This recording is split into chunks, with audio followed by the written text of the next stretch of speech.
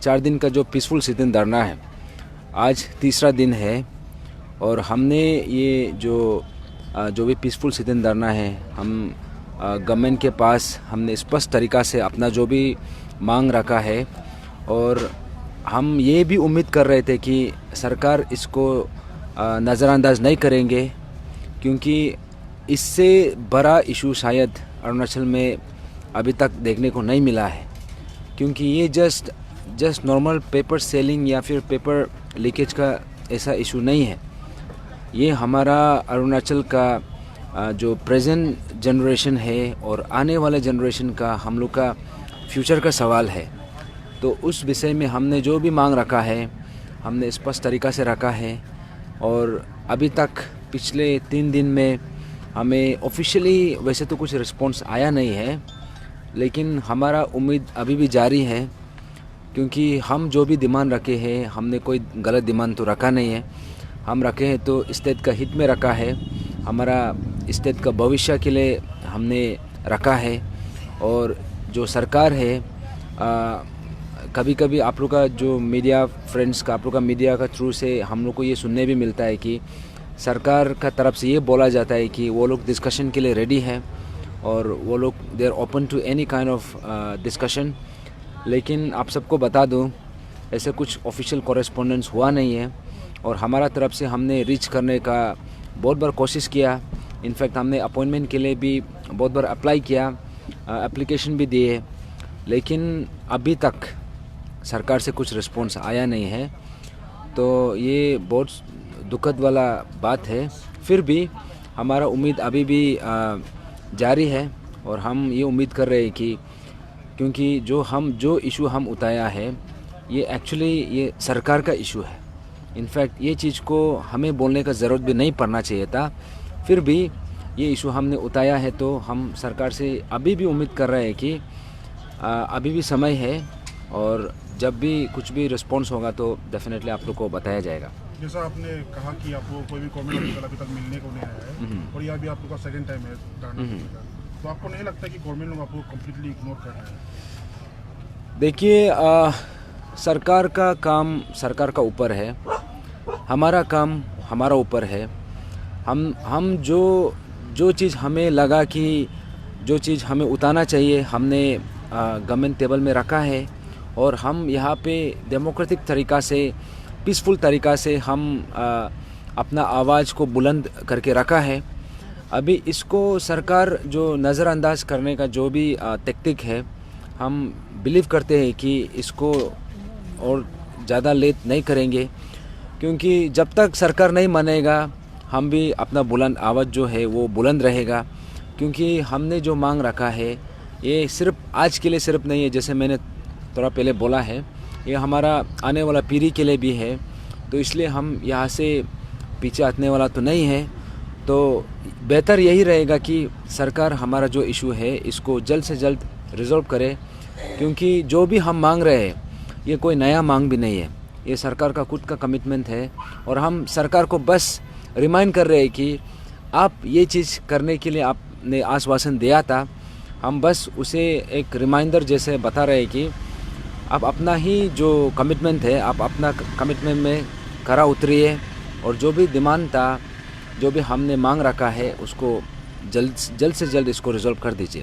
तो सर, जो 13.74 डिमांड के अलावा आप लोगों ने 8 और 8 और पॉइंट ऐड किया इसमें, तो अभी कुल मिलाकर 18 पॉइंट हो गए। तो आपको क्या लगता है कि सरकार जो है 13 पॉइंट डिमांड को भी पूरा नहीं कर रहे, तो 18 पॉइंट को डिमांड कर पाएंगे, पूरा कर पाएंगे, फुलफिल कर पाएंगे आपके हिसाब से? देखिए, ये जो हमने जो भी चार्टर ऑफ डिमांड जो भी रखा है, यहाँ पे कोई कन्फ्यूजन नहीं होना है कि हमने यहाँ पे 13 पॉइंट्स का अलावा कुछ एडिशनल पॉइंट्स रखा है, ऐसा कुछ नहीं है। जो भी रखा है 13 पॉइंट्स का अंदर ही आता है। फॉर एग्ज़ाम्पल जो हमने विसल ब्लोअर एक्ट का मांगा, वो भी 13 पॉइंट्स में है। जो स्टैच्यू ऑफ ऑनेस्टी है, इनफैक्ट वो भी विसल ब्लोअर एक्ट का अंदर ही आता है, लेकिन हमने उसमें स्पेसिफिकली मेंशन नहीं किया था, लेकिन हम अभी मेंशन कर रहे हैं। अगर यहाँ पे कोई नया डिमांड अगर उसका अलावा कुछ और है तो इसमें 1-2 हो सकता है। जैसे कि जो हमारा चेयरमैन तेची पुरु सर का जो सस्पेंशन हुआ है, हमने उसका रिवोकेशन का मांग रखा है। ये भी आप देखा जाएगा तो ये भी कोई अलग डिमांड नहीं है। ये डिमांड भी इसी इशू के चलते ही हुआ, क्योंकि सस्पेंशन हमारा जो चेयरमैन तेची सर का जो सस्पेंशन हुआ है उसको दूसरा कारण का वजह से सस्पेंशन नहीं हुआ, ये इशू को उतारने का वजह से हुआ। और जैसे 18 फरवरी को आप सब ने देखा है कि तेची सर को ऑनरेबल सीएम सर ने बहुत तारीफ़ किया था कि आप एक गवर्नमेंट सर्वेंट होके भी इतना बेखौफ होके, इतना निडर होके आपने हिम्मत दिखाया और सही को सही गलत को गलत बोलने का आपने एक एग्जाम्पल सेट किया, बहुत ज़्यादा तारीफ़ किया था। लेकिन 7-8 मंथ्स के बाद ये दिखाई देता है कि वही चीफ मिनिस्टर आज उसी ऑफिसर जिसको तारीफ़ किया था उसी को आज सस्पेंशन करके रखा हुआ है। तो इसलिए हमने जस्ट हमारा ऑनरेबल सीएम सर को वही रिमाइंड करने के लिए हमने रखा है कि यहाँ पे तेची सर ने कोई गलती नहीं किया है। उसने अगर आवाज़ उठाया है तो सबका हित में उठाया है, पूरा एंटायर अरुणाचल का हित में उठाया है। और जैसे आपने बोला है कि 18 पॉइंट्स का आप जो बात करें, ये 18 पॉइंट्स नहीं है, ये विदिन 13 पॉइंट्स में ही आता है। जस्ट हमने कुछ पॉइंट्स को उसको स्पेसिफाई किया है। जो स्टैच्यू ऑफ ऑनेस्टी है जिसे ग्यामर पादंग सर का, इनफैक्ट ये चीज़ जो विसल ब्लोअर एक्ट का अंदर में भी था, उसमें उसका वो पॉइंट को लेके जब सरकार का तरफ से जो कमिटमेंट था कि जो हमारा विसल ब्लोअर ग्यामर पादंग सर को उसको रिकॉग्नाइज़ किया जाएगा, उसको अप्रोप्रिएटली रिवार्ड किया जाएगा और उसको जो सम्मान जो वो डिज़र्व करता है वो दिया जाएगा। लेकिन आज हमारा बीच में पादंग सर नहीं रहा, तो जैसे आपने देखा भी होगा कि पादंग सर का ये एक अंतिम इच्छा भी था कि जो स्टैच्यू ऑफ ऑनेस्टी जो बनना है, और वो भी वो पर्टिकुलर लोकेशन को उसने खुद ईयरमार्क किया था।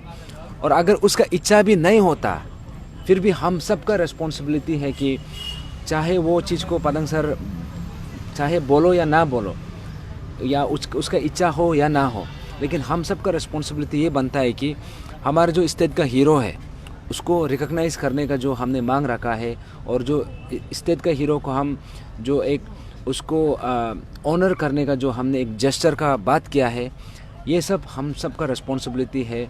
और हमें लगता है कि हमने कोई गलत मांग रखा नहीं है। और जैसे आपने बोला है कि इसको डिमांड को फुलफ़िल कर पाएगा कि नहीं पाएगा, डेफिनेटली कर पाएगा, क्योंकि यहाँ में हमने कुछ डिमांड नहीं रखा है कि जिसको सरकार का तरफ से नहीं हो सकता है, ऐसे तो कुछ नहीं है। यहाँ पे जो भी रखा है बहुत सिंपल सा डिमांड है, यहाँ में बेसिक डिमांड्स है।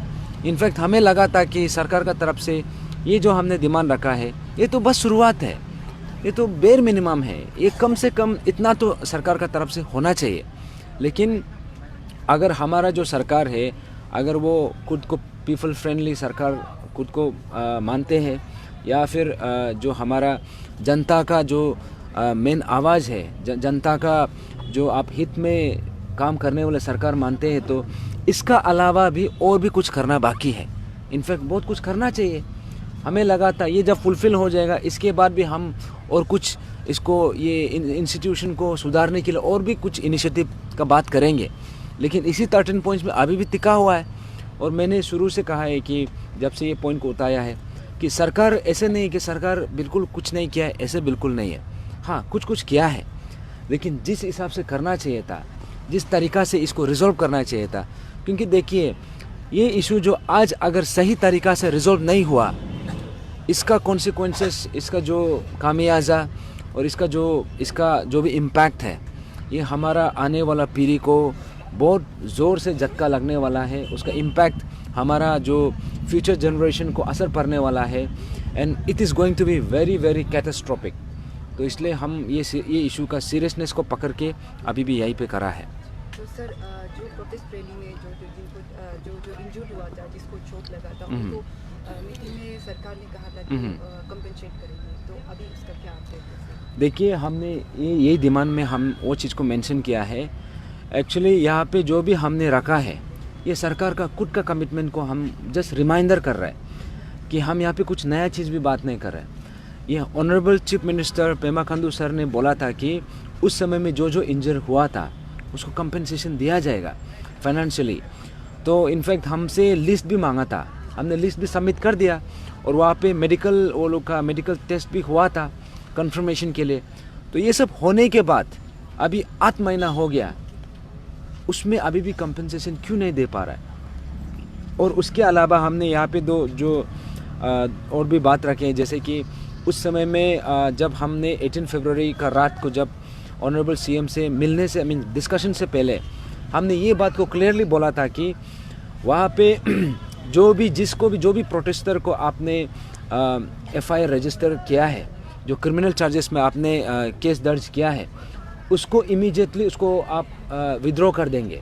इनफैक्ट उसमें ऑनरेबल सीएम सर ने, हमारा ऑनरेबल होम मिनिस्टर सर है और जो चीफ सेक्रेटरी सर है, इनफैक्ट उस समय का जो एसपी था, वो लोग आपस में कम्युनिकेट करके हमें ये बताया गया था कि किसी का ऊपर में केस रजिस्टर्ड नहीं है, और ये भी बोला गया था कि अगर रजिस्टर्ड भी है तो उसको इमीडिएटली विड्रॉ किया जाएगा। लेकिन अभी 8-9 महीने के बाद पता चलता है कि यहाँ पे with in Itanagar capital region का अंदर में around more than 5 police station में अप्रोक्सीमेटली अराउंड 15 एफआईआर्स अभी भी दर्ज है। और वो जब वो सब दर्ज है, जैसे उस समय का जो सोशल एक्टिविस्ट था, जो एस्पिरेंट्स था, जो पेरेंट्स था, और जो भी हमारा जो पीएजेसी का मेंबर्स है, हम सब का ऊपर में लगाया गया है। तो ये बात हमें भी समझ में नहीं आया कि सरकार एक साइड से कमिटमेंट देता है, एश्योरेंस देता है कि हम जो केस जो भी दर्ज हुआ है उसको विड्रॉ करेंगे, लेकिन दूसरा साइड से अभी भी वो चीज़ बरकरार है और हमें यहाँ पे टाइम टू टाइम हमें समन भी किया जाता है। तो इसलिए हमने अब एक बार गो थ्रू करेगा तो आपको पता चलेगा कि हम यहाँ पे जो भी मांगा है, सरकार का एश्योरेंस को जो उसने कुछ जो एश्योरेंस दिया है उसका रिमाइंडर है कि आपने जो चीज़ बोल के रखा है आप उसको काइंडली फुलफिल कीजिए, वही है। तो सर नलन बॉयड के जो पॉइंट डिमांड की वजह से कहीं ना कहीं पब्लिक में डिवाइड सा हो गया है, तो आप लोग क्या अभी तक उस पर डटे रहेंगे नलन बॉयड पॉइंट को लेकर? देखिए, नलन बॉयड पॉइंट में हमने शुरू से हमारा बहुत क्लियर था। हम यहाँ पे किसी का एग्जामिनेशन, किसी का जॉब को टर्मिनेट कराने के लिए या फिर किसी को टारगेट करने के लिए हमने वो पॉइंट नहीं रखे। हम ये पॉइंट इसलिए रखा है क्योंकि जो एग्ज़ामिनेशन में पेपर लीकेज हुआ है वो एग्ज़ामिनेशन कॉम्प्रोमाइज़ हो चुका है।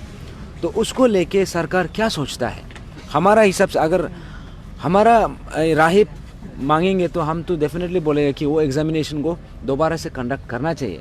जैसे आपने देखा है कि जो चांगलांग में रिसेंटली डीसी जो वहाँ का डिस्ट्रिक्ट एडमिनिस्ट्रेटर ने एक ऑर्डर भी पास किया था कि क्लास 8 एग्ज़ामिनेशन में एक पेपर में पेपर लीकेज का जो एक जस्ट खुलासा हुआ था, उसी एग्ज़ामिनेशन को दोबारा कंडक्ट करने के लिए उसका डिस्ट्रिक्ट एडमिनिस्ट्रेशन की तरफ से एक ऑर्डर निकला था। इसलिए ये चीज़ बोल के कि जो एग्ज़ामिनेशन में पेपर लीकेज हुआ है वो एग्ज़ामिनेशन कॉम्प्रोमाइज़ हो चुका है। तो लाइकवाइज अगर क्लास 8 का एग्ज़ामिनेशन में ऐसा ऑर्डर निकल सकता है तो स्टेट का सबसे बड़ा एग्ज़ामिनेशन जो APPSC है, यहाँ पे अगर पेपर लीकेज हुआ है तो एग्ज़ामिनेशन कॉम्प्रोमाइज़ हुआ है। हमने उस हिसाब से हमने वो मांग रखा था, लेकिन हमने ये बात भी क्लियरली बोला था कि नल एंड वॉइड मांगना ये हमारा फंडामेंटल राइट है, क्योंकि हम डिप्राइव हुआ है। लेकिन हमने ये बात भी बोला था कि नल एंड वॉइड होना है बोल के कंपलसरी भी नहीं है, प्रोवाइडेड आपका पास एक ऑल्टरनेटिव सोल्यूशन है। अगर आपका पास है तो आप बताइए। इनफैक्ट 18 फरवरी का रात को भी हमने ऑनरेबल सीएम सर से भी इसी बात को बार बार दोहराया है और उसके बाद भी हम ये बात को बार बार रखा है। तो इसलिए जैसे आपने बोला कि अभी पब्लिक में बंटवारा हुआ है, कंटेंशन है, डिफरेंसेस है, हम तो ये बोलेगा ये पॉइंट में कोई डिफरेंसेस नहीं है, ये पॉइंट में कोई कंटेंशन नहीं है, क्योंकि हम उसी ग्रुप को भी अपील करना चाहेगा कि हमारा बोलना ये है कि हमने जो भी हमारा बात था हमने सरकार के पास रखा और आपका जो भी बात है आपने भी सरकार के पास रखा। अभी सरकार का ऊपर है, इनफैक्ट सरकार का रिस्पॉन्सिबिलिटी है कि आप ऐसे एक समाधान निकालिए, जितना भी स्टेक होल्डर्स है सबको पार्टिसिपेट कराइए। चाहे तो ये जो ऑफिसर ग्रुप है जो इसको नहीं मानते हैं उसको भी बुलाइए, इनफैक्ट उसमें तो हम तो रहेंगे। लाइकवाइज आप ऐसे एक राउंड टेबल डिस्कशन करके जितना स्टेक होल्डर्स सबको पार्टिसिपेट करा के ये पर्टिकुलर पॉइंट में एक बीच का रास्ता समाधान निकालिए जो सबके लिए एक्सेप्टेबल हो। लेकिन अभी यहाँ पे क्या हो रहा है कि हम एक दूसरा में ही एलिगेशन, काउंटर एलिगेशन, एक दूसरा में ही आपस में तकरार होने का एक नैरेटिव चल रहा है, जबकि ऐसा कुछ नहीं है।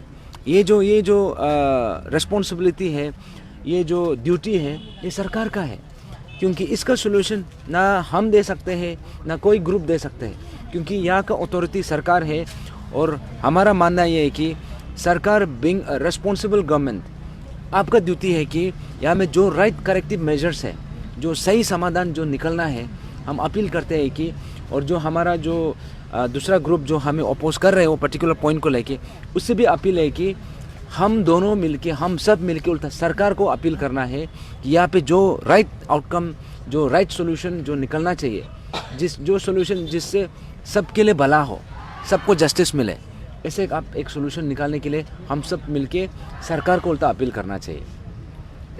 सर मेरा 13 पॉइंट डिमांड्स में से एक डिमांड के ऊपर क्वेश्चन है कि हाँ जी। आपने जो फास्ट ट्रैक कोर्ट का डिमांड किया है, हाँ जी। उसमें गवर्नमेंट ने आपको यूपीआ कोर्ट को दिया है, लेकिन आप लोग फिर डिमांड कर रहे हैं गुवाहाटी हाई कोर्ट से कि दूसरा कोई कोर्ट दिया जाए, क्योंकि यूपीआ कोर्ट में ऑलरेडी बहुत सारे केसेस है। तो एग्जैक्टली प्रॉब्लम क्या हो रहा है सर कि यूपीआ कोर्ट ने मना कर दिया कि अभी हम ये केस को नहीं कर सकते? या अब देखिए, सबसे पहले आपको फास्ट ट्रैक कोर्ट का जो डेफिनेशन है आप उसको समझना है।